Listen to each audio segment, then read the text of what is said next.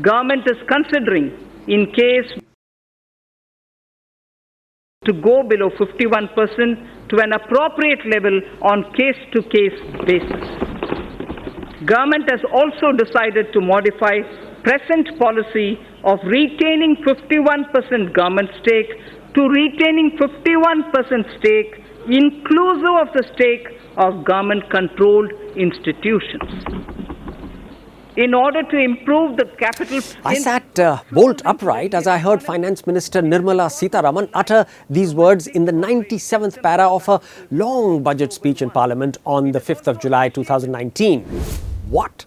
Had Modi 2.0 just mounted its most audacious structural reform by agreeing to privatize India's sprawling, inefficient public sector undertakings?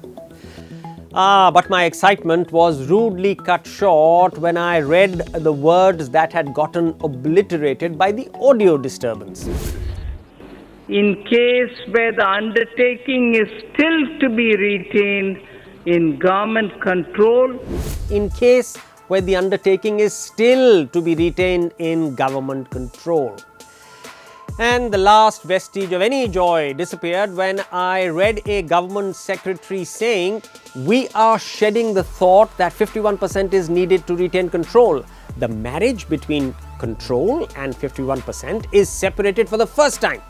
We have decided to go below 51%, but retain control."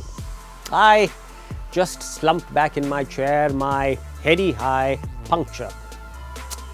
Yet, frankly, madam, I'm delighted that finally, after 7 decades of independence, our bureaucracy has learned that ownership and control should not be conflated.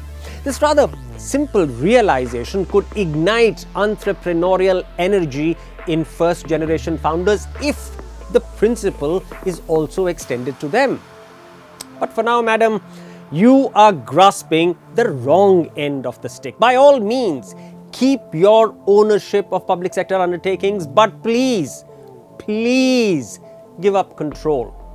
Now, if you don't trust me, just go back and study how Maruti Udyog Limited, perhaps the most successful disinvestment ever, was done. It was a joint venture between the Government of India, GOI, and Suzuki Motor Corporation of Japan. It was unlisted. Government of India was the majority shareholder, but Suzuki was allowed to exercise control over the company even though Suzuki owned only 26%. In 1982 and 1992, Suzuki was allowed to increase its shareholding, first from 26 to 40% and then to 50%. But Government of India, which had nearly equal ownership, ceded more control to Suzuki, winning several valuable concessions in exchange.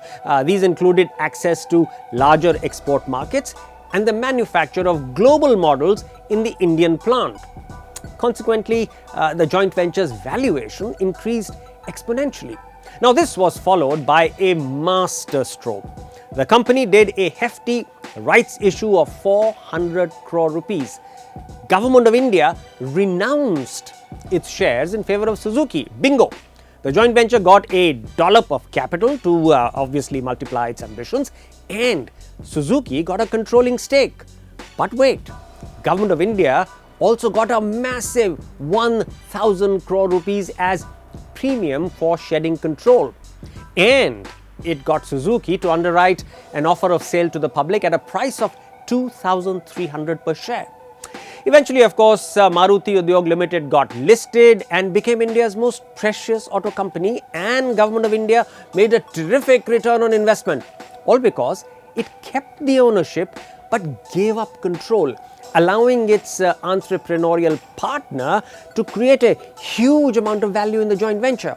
So, madam, please learn from the Maruti experience. Of course, as you can see, there was some wisdom in earlier governments too. Not all of it is residing in Modi 2.0.